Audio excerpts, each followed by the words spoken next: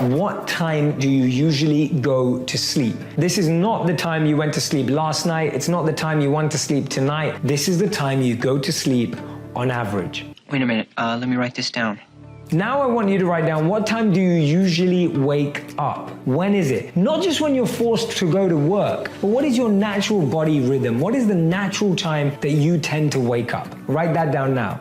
Now tell me, using those two numbers, what is the midpoint of your sleep? For example, if you usually go to sleep at 10 and you wake up at 6, the midpoint would be 2. So figure that out right now by looking at those two. What is the midpoint of your sleep? So as you can see from this diagram, if your midpoint is between 12 a.m. to 3 a.m., you're known as a lark, and you're 14% of the population. If you wake up from between 3 a.m. to 6 a.m., then you're what's known as a third bird. These people are 65% of the population. And finally, if your midpoint is 6 a.m. to 12 p.m., then you're known as an owl. You make up 21% of the population.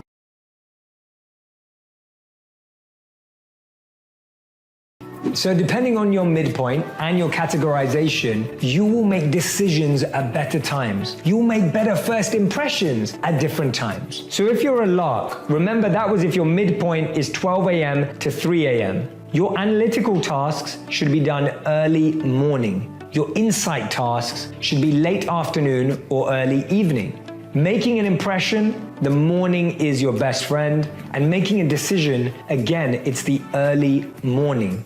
Now, if you're a third bird, which means your midpoint is 3 a.m. to 6 a.m., then you'll do the analytical tasks best in the early to mid-morning. You'll do your insight tasks best late afternoon and early evening. You'll make an impression in the morning, and you'll make your best decisions early to mid-morning. Now finally, if you're an owl and your midpoint is 6 a.m. to 12 p.m., your analytical tasks are actually better late afternoon and evening. Your insight tasks are best in the morning. You make an impression best, in the morning, and you make your best decisions in the late afternoon and evening.